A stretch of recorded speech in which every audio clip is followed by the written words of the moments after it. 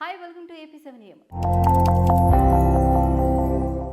2 ఏళ్ల నుంచి Ukraine Russia యుద్ధం కొనసాగుతూ వస్తుంది. ఉక్రెయిన్ ధీటుగా దాడులు చేస్తూ ఉండటంతో తీవ్ర అసహనంగా ఉన్న రష్యా అవసరమైతే అణుబాంబులు వేయడానికి రెడీ అంటుంది. ఇటీవల పాలస్తీనాపై ఇజ్రాయెల్ దాడి, ఇప్పుడు ఇజ్రాయెల్పై ఇరాన్ దాడులు తీవ్ర ఉద్రిక్తతలు రేపుతున్నాయి.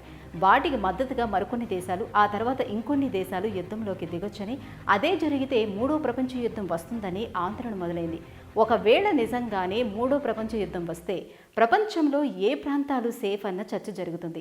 అవేంటేనంటే గ్రీన్లాండ్.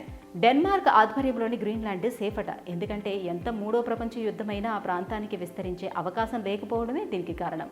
నెక్స్ట్ దక్షిణాఫ్రికా. ఏ దేశంతోనూ వివాదాలు పెట్టుకోకపోవడం, స్థిరమైన తటస్థమైన విదేశాంగ విధానం, అత్యాధునిక ఇన్ఫ్రాస్ట్రక్చర్ కూడా ఉండటంతో ఈ దేశం సేఫ్ అని ఎక్స్పర్ట్స్ చెప్తున్నారు.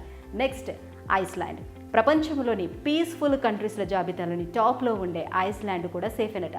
విదేశాలపై ఎక్కువగా ఆధారపడకపోవడం కూడా దీనికి ప్లస్ పాయింట్ అనట. Next one Antarctica. మిగతా ఖండాలన్నిటికీ దూరంగా ఉన్న అంటార్టికాలో యుద్ధం జరిగే అవకాశాలే లేవు. అది ఎలాగూ సేఫే. ఇక నెక్స్ట్ స్విట్జర్లాండ్.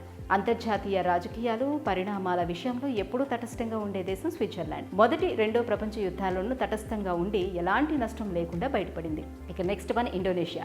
ప్రపంచ శాంతి కోసం పాటుపడటం, ఏ దేశానికి వంత పాడకుండా తటస్థంగా ఉండటం ఈ దేశం మొదటి నుంచి అనుసరిస్తున్న విధానాలు.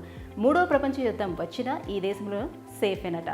ఇక నెక్స్ట్ వన్ తువలు, ఐర్లాండ్ దేశాలు కూడా తటస్థ విధానాలతో భద్రంగా ఉంటాయి. ఇక న్యూజిలాండ్కు గతంలో ఏ దేశంతోనూ ఎలాంటి యుద్ధాల్లో పాల్గొనే హిస్టరీ లేదు, ఏ దేశం పైన ఆధారపడను లేదు. అందుకే అది కూడా సేఫే.